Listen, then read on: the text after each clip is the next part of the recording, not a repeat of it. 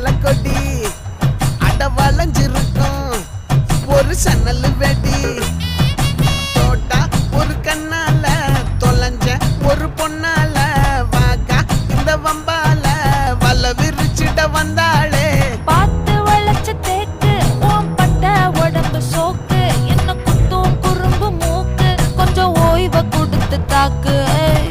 என்னடி சித்திரமே இங்க நீ பத்திரமே சொல்லுடி கட்டளை எத்தனை நான் செய்வேனே